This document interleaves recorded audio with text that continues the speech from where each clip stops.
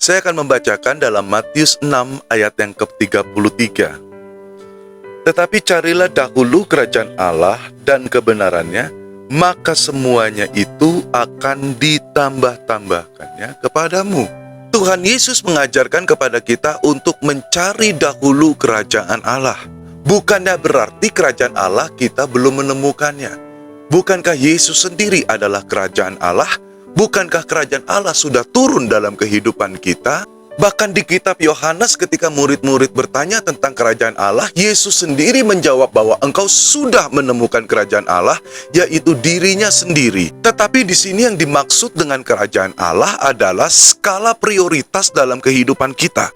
Hari-hari ini, banyak sekali orang-orang Kristen yang terpicu, yang ke-trigger sama postingan-postingan triliuner muda. Atau mereka menyukai motivasi-motivasi yang mendatangkan keuangan yang berlimpah-limpah dalam kehidupan mereka. Apakah saya sendiri menolak? Enggak, saya juga suka kok nontonnya, bahwa ada ilmu-ilmu yang baik yang kita bisa pelajari dari mereka.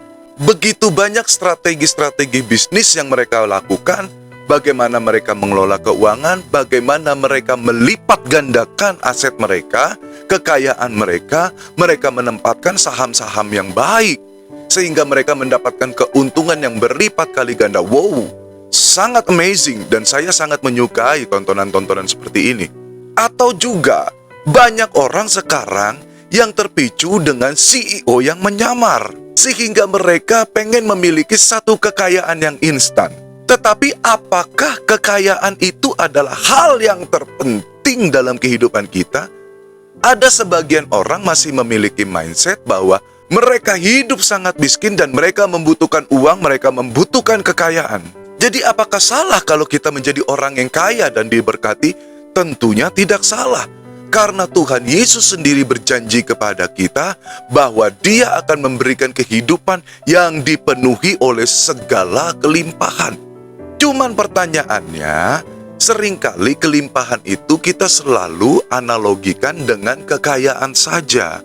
Sehingga yang menjadi skala prioritas kita berubah.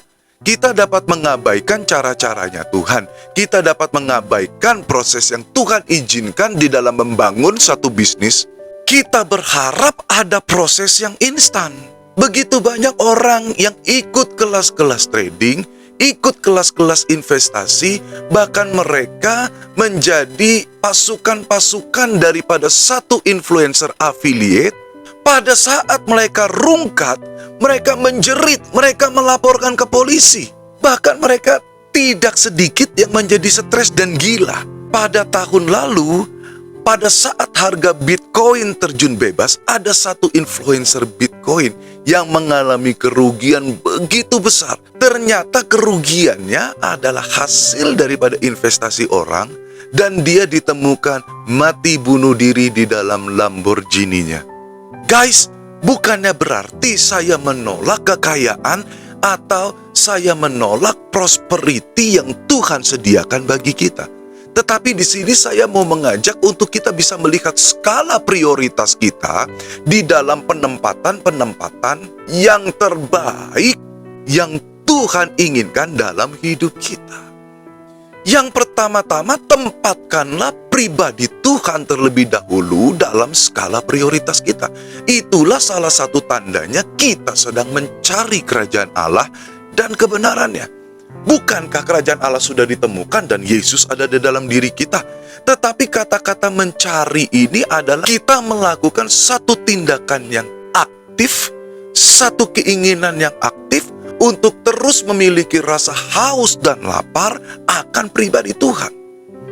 Kita memprioritaskan doa, pujian, penyembahan, membaca firman, minta hikmat Tuhan terlebih dahulu dibanding ilmu-ilmu marketing, ilmu-ilmu bisnis yang kita boleh pelajari. Apa pentingnya untuk kita boleh mencari kerajaan Allah supaya kita tahu batasan-batasan mana yang kita perlu gunakan dalam hidup ini? Karena pada dasarnya iblis pun ikut bekerja untuk mendatangkan kekayaan yang akhirnya dia ingin menjerat kita. Kalau dalam perjanjian baru, Seringkali kenapa Tuhan Yesus menghujat orang-orang kaya? Bukannya Tuhan Yesus benci sama orang kaya, tetapi Tuhan Yesus mengetahui bahwa Mamon adalah musuh yang paling besar. Alkitab mengajarkan iblis tunduk di bawah kaki kita dan kita lebih dari pemenang.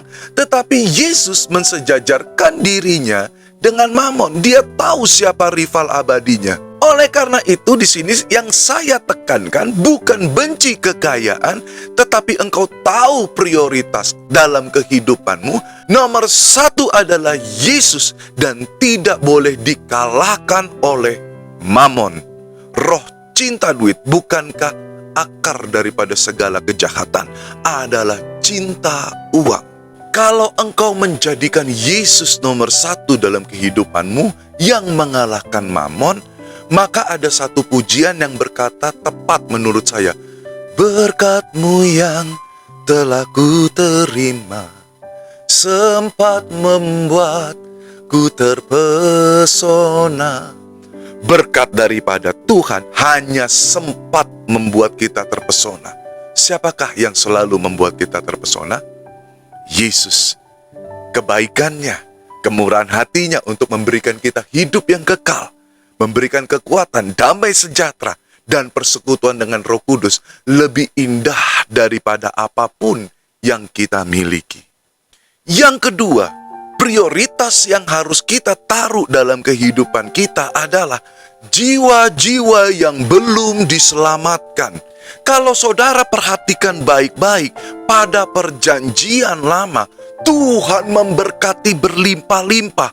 Tuhan mencurahkan keuangan, Tuhan mencurahkan emas, perak, kekayaan, ternak, hewan-hewan persembahan kepada setiap hamba-hambanya. Tanpa ada satu perintah, jadikanlah semua bangsa muridku.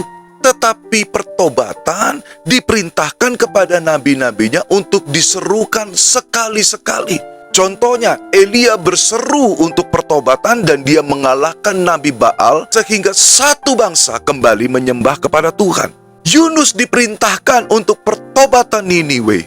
Tetapi ketika Tuhan Yesus datang sebagai Tuhan dan Juru Selamat, keselamatan terbuka untuk semua bangsa dan dia perintahkan, kabarkan Injil, beritakan kepada seluruh dunia, kepada seluruh manusia, bahwa Yesus adalah satu-satunya jalan kehidupan dan kebenaran. Yesus adalah satu-satunya Juru Selamat yang bisa membawa kita datang kepada Bapa. Beritakan kepada seluruh dunia. Oleh karena itu kita akan menemukan sebuah kejujuran tentang berkat dalam perjanjian baru. Saudara tidak akan pernah menemukan satu tulisan, satu saja tunjukkan kepada saya, ada orang yang lebih kaya daripada Salomo, ada orang yang lebih kaya daripada Daud.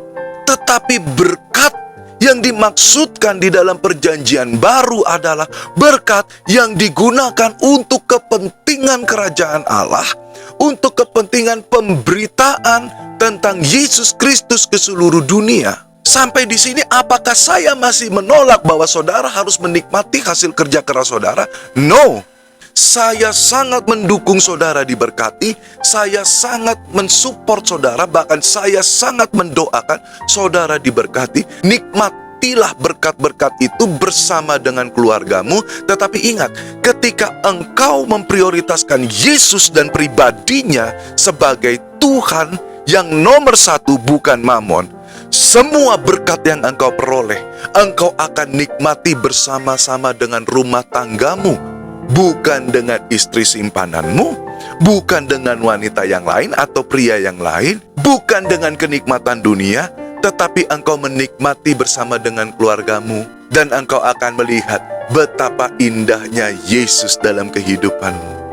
Dan yang kedua, ketika engkau diberkati berlimpah-limpah, bukan berbicara tentang berapa banyak aset yang engkau miliki, tetapi apakah ada sebagian yang engkau sisihkan untuk kerajaan Allah. Semakin engkau mencintai Tuhan, semakin engkau mencintai jiwa-jiwa, engkau akan melihat bahwa apa yang engkau miliki semuanya ini yang penting cukup bagiku.